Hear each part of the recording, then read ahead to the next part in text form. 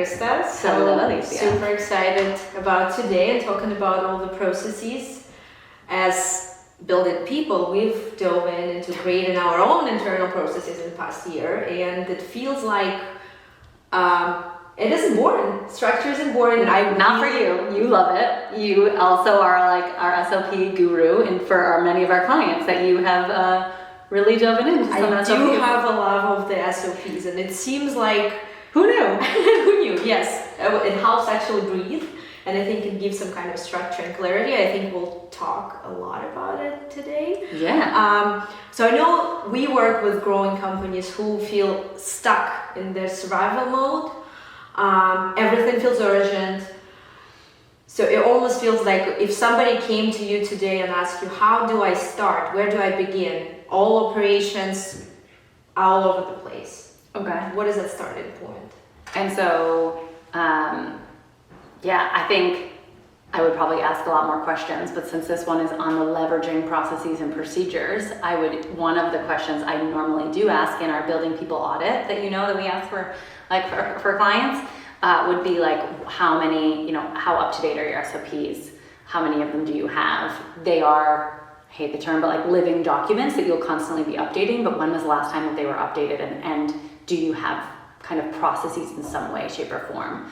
Most of the time, as you know, for every client that you've worked with, majority, I would say 75% of clients say like they're either super old or we don't have them, or like we have them but they aren't accurate, right? Would you agree? I would 100% agree. People say, oh, we've always done it that way, and some companies go out with like 10-year plus in business having no processes in place. Yeah. Or everybody's doing, I don't know, RFIs or submittals in a different way, and say like, we don't have a process here. Yes, you do. Right. It just has to be extracted from somebody's head, from a leader, SMEs, and not live there. Yeah. What risks are if that knowledge stays in the head and doesn't come out? I mean, I feel like you know the answer to this question, but I'll answer it, even though I should be the person interviewing you for this process. I think if folks leave, right, they're going to take that knowledge with them. If they retire or they leave and go somewhere else, that's a real bummer that you're missing out on so much great information that could have been kind of written down and solidified in your organization as the way that you do things. I think not writing it down has the potential for there to be a lot of inconsistency and potentially changing. I don't know why I did that this time.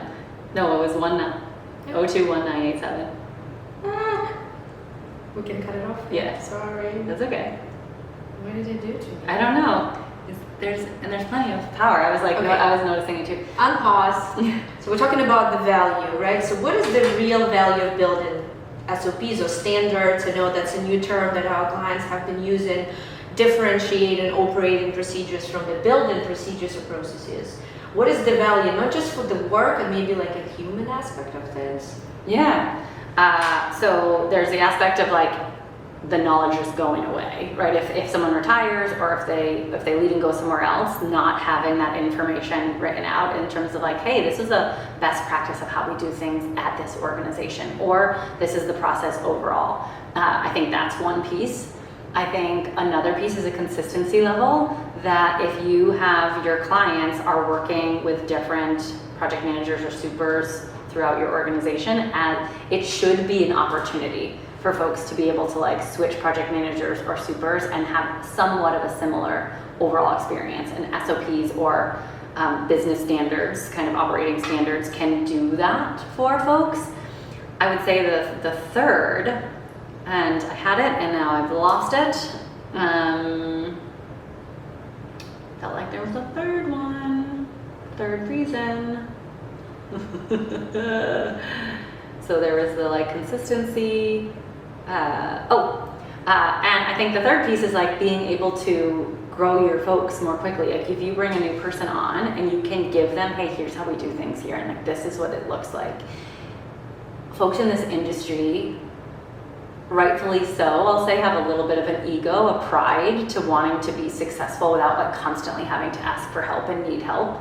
And so if you can give them those tools right away to be like, here's how we do things, and like come to me with questions versus like giving you nothing, and then people not wanting to ask questions and maybe messing up because they just didn't know what they didn't know. If you can give them those tools right up front, I think that's a huge value, and you're actually probably saving time and money in building those processes out from the beginning. Would you agree? Yeah, 100%. So let's kind of switch gears and talk about like the middle, I don't know, layer of the cake, of the pie, the client experience. I know that's a new thing that's been talked a lot in construction with our clients here. So I feel like with having those processes, the client experience that you talked about, that, you know, they change teams, but the repeat work side of things is there. And so from like a client perspective, I know they crave consistency. If they worked on the project, everything went extremely well, they want the same experience on the next project. And like you say, the new people who join the company, they need to know what those playbooks are to be able to deliver. Yeah. One thing we're not talking about in any of the like people framework, these video series that we've been doing, is a lessons learned, or what we've called like the project reflection audit. Right. More of a positive spin on postmortems. But I do think there's an aspect that like if you have these repeat clients, talking about, you know, like almost having like postmortems or project reflection audits could be a part of updating your SOPs or your building standards to ensure that the information is accurate and that you're constantly updating it. And so I think about like, you know, if you are someone who regularly has repeat clients, if you're a company that regularly has repeat clients, maybe as a part of your project reflection audit, like you almost have like an SOP for doing business with X client, or like an SOP for communicating with Y client. And so you're almost building out SOPs by the client level.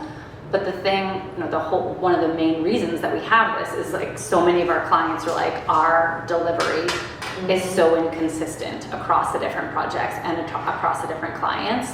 And one of our goals would be as often as possible to like increase the percentage of repeat clients. I think the construction industry, when done well, has like regularly a 75% or higher repeat client win rate, but that can quickly go away, that can quickly vanish if you have a bad project. And if you're growing, you've got to add people on, and you can't always have a team of balanced folks, of people that have been with the company a long time and people that are new. That's the ideal. That's what we would recommend, is ensuring anytime that you're putting a new project team together that you've got some level of tenure and some level of new. But when that can't happen and you hire and have a completely new team that's been there for less than 6 months, that has the potential of vastly reducing the repeat client numbers. So I think it's just a rationale as to why. What do you think is kind of the reason behind why people resist, you know, standardizing certain processes, or maybe even the leaders? Because they think it's going to take a lot of time. I think, and like I'd be interested in hearing your thoughts too. I think they think it's going to take a lot of time, so they're like, we want to get this together, but it's just at the bottom of our to-do list. Or they're like, we don't want our people to become robotic, right? And so they're like, oh, SOPs just create robots. Whereas in my mind, SOPs allow for actually more creativity, because the things you don't have to remember are written out there, and then you can truly make sure that those are done and focus on the problem solving, which is what everyone in this industry loves to do. So get the like easy SOP stuff out of the way that you don't have to keep in your brain, and it will allow you to actually like be more creative, innovative, and give you the ability to problem solve, I believe, more. What would you say add? So, but also it helps too when you, one, like you said, it doesn't take long to document a current process, as we've seen with the help of AI tools. You still need people to synthesize and put it together, and you know, yes, every company has its own way of documenting a certain process, but then seeing it on paper helps you to improve and bring in that special care element that most of the construction companies are trying to bring into the work they do. I think in the past, prior to like ChatGPT and AI, SOP updates would take like 12 to 18 months. And I would say, like in my mind, if you have your SOPs already, but they're not updated, we've regularly created SOPs with clients in 30 to 45 minutes, like from nothing to recording, asking a bunch of questions, feeling like it's jumbled and all over the place, recording that transcription, putting it into Rev, like sending that transcription and our template, our SOP template to ChatGPT, and it's spitting out a pretty epic SOP, truly in 45 minutes from like pressing record to having a finalized SOP. And then the SME is all blown away. It's like, wow, all that mumbo jumbo, you were able to extract this. And yes, of course, you have to go back and recheck and see, make sure that the structure is there. Right, but they didn't like just make up something, AI hallucinations, they're supposedly called. But either way, like it's drastically increased with time. Yes. Which is exciting. Which is super exciting. Is that all the questions? No, I have they were jumping all over the place. You don't, I mean, there's a million, you don't have to ask all those, that would be like way too much time. We talked about human impact of consistency, right? From a customer perspective, yeah. Yeah, we did talk about the customer perspective. I know those are Tina's question. I'm sorry. No, that's okay. We have 17 more minutes. We're doing great. Like we did, that's 13 minutes.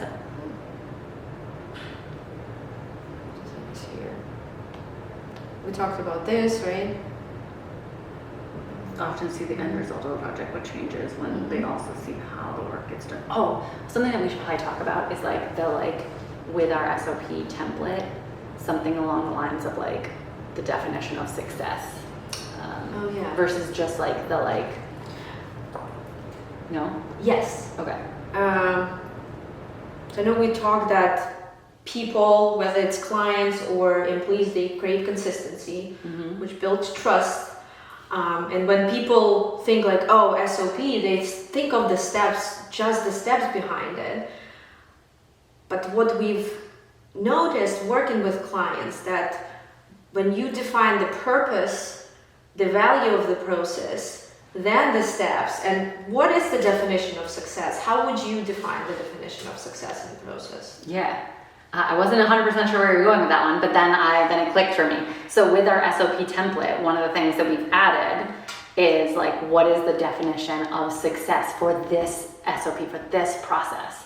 And I think that one is like a crucial question in each SOP, because when people say that they have SOPs, would you say like 9 times out of 10 of SOP, when we say, okay, can we see them? It's like, here's like the 10 steps, then like how to do it in Procore. It's like more of a step-by-step than an overall SOP.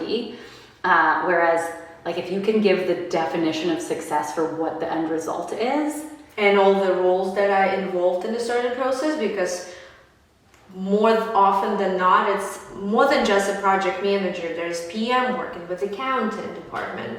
There's a PM and a super, like a punch list process that's, yes, project manager supports it on the paperwork side of things and Procore side of things, and the super is driving the end of the project, the results across the finish line to bring it there.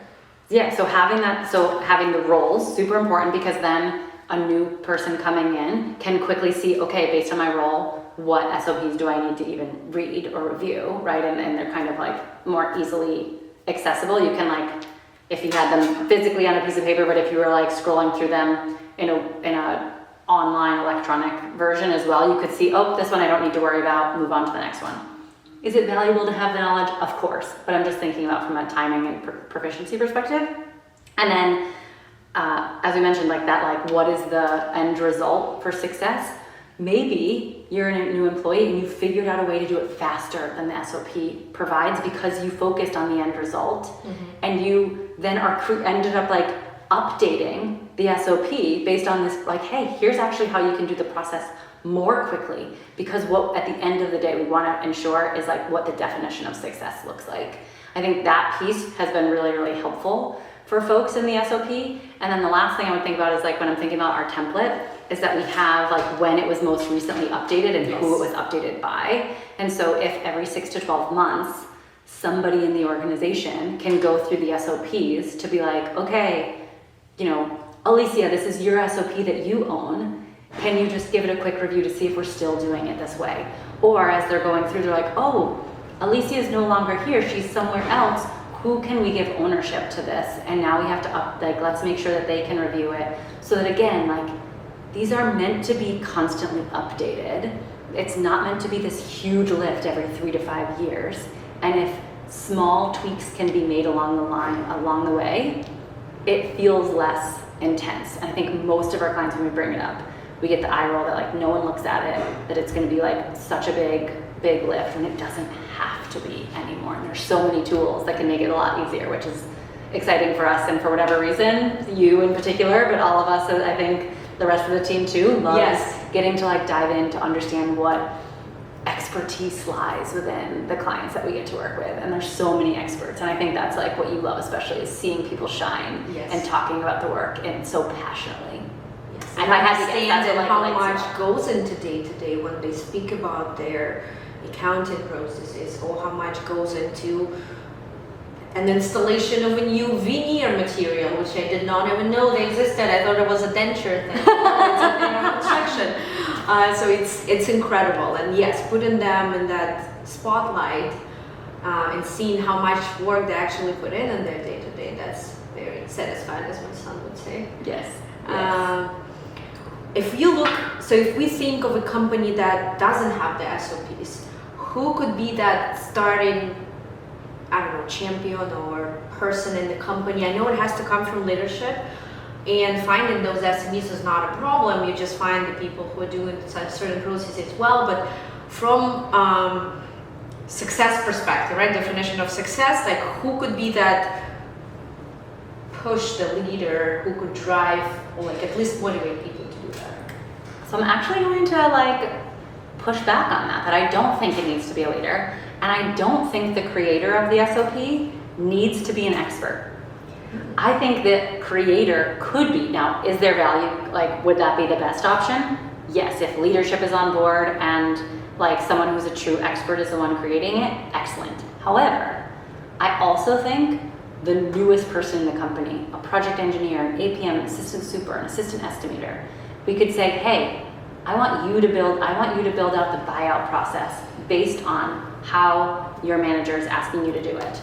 Then that new person is going to, like, it gives them an opportunity to learn it because they don't know anything. And they have to, if you have to, the best way to learn something, like one of those sayings is like to be able to teach it to somebody else.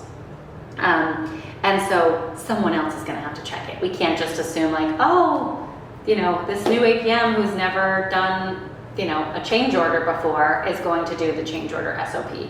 That could be the case.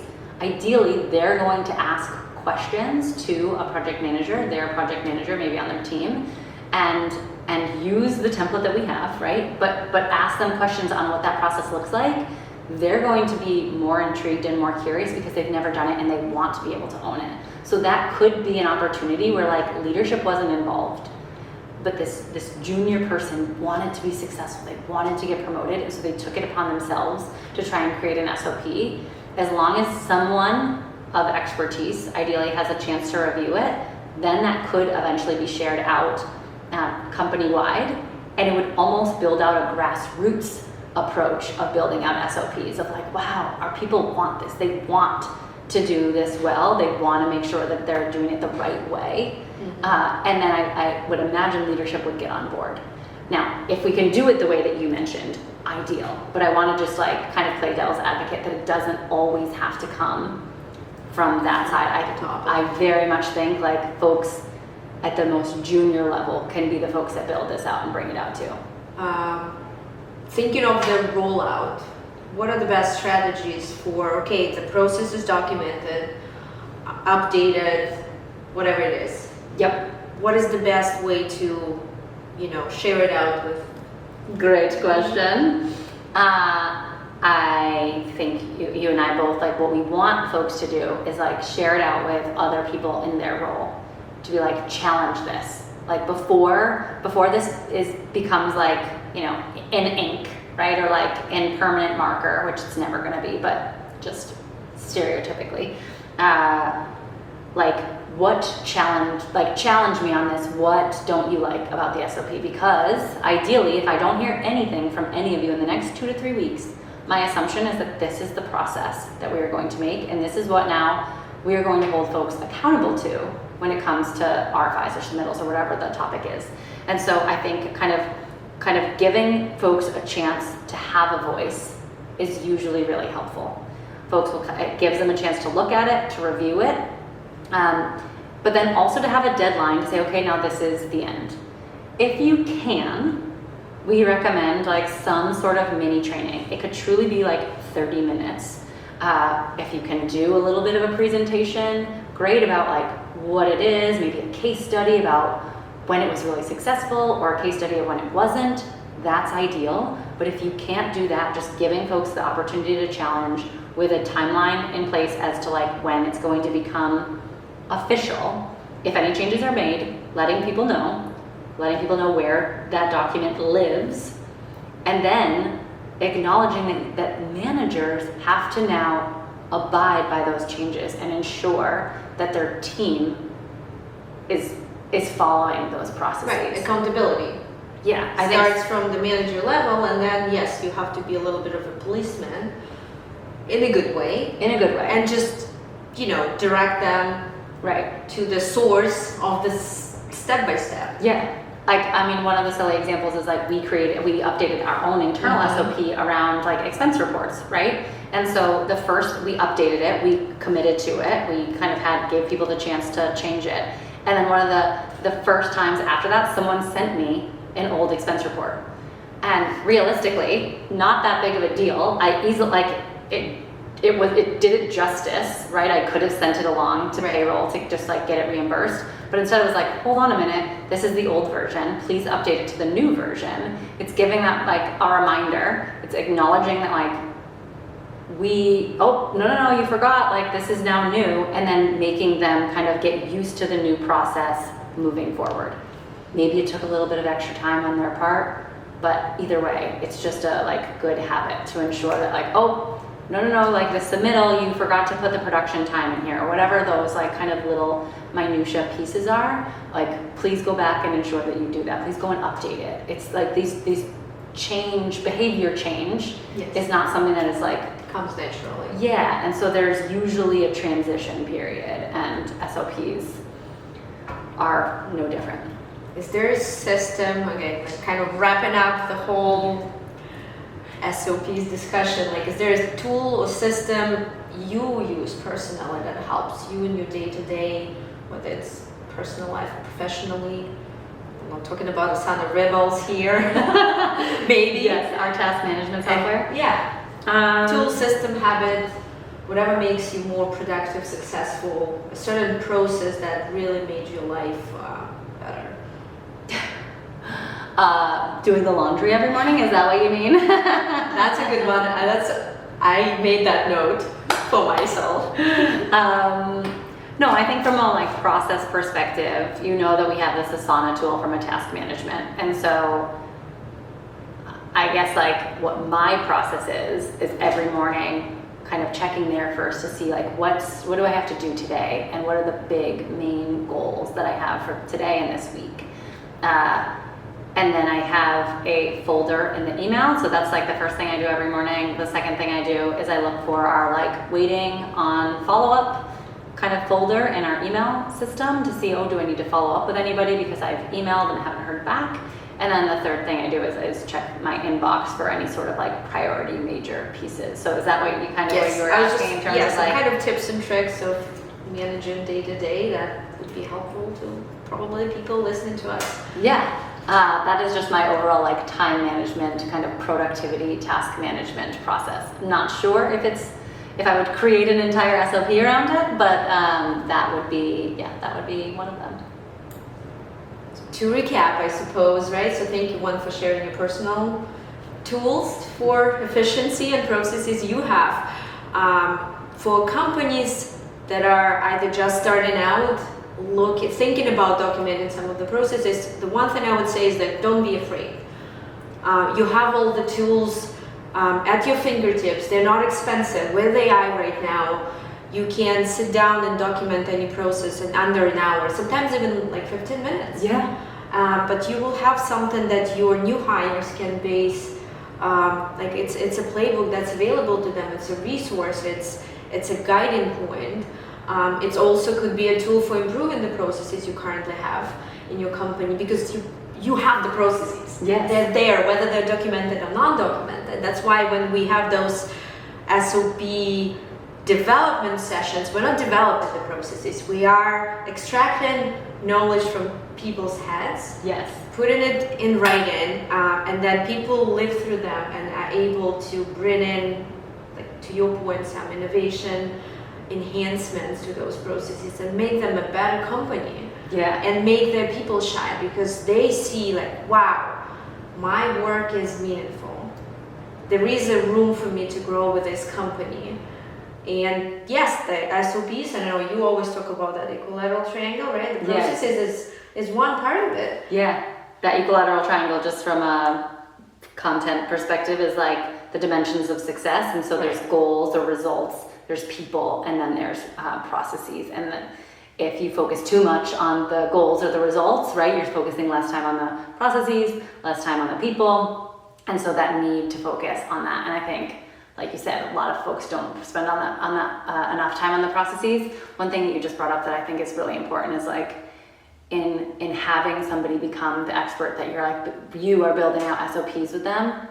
I think almost every person that you've interacted with had a sense of pride in talking to you about the process that they do. And it might be a humble pride of like, I don't know why you're talking to me, like I don't know how to do this stuff, and then they talk about it. Again, I know that you love it because of the passion that people exhibit when they're sharing it with you, but there is this internal pride of like, wow, like maybe I've only been here for like 3 or 4 months and they're already asking me to be the expert here, or I've been here for 10 years and it feels like sometimes I'm not even like, thought about because I've just been here for so long, but it's a nice reminder that I do know what I'm talking about. Like those are some of those like small wins when it comes to like building out the SOPs. Yes, the human aspect of processes that a lot of people in construction underestimate. It's there. Love it. Awesome. Thank you. This was fun. This was so much fun. Okay.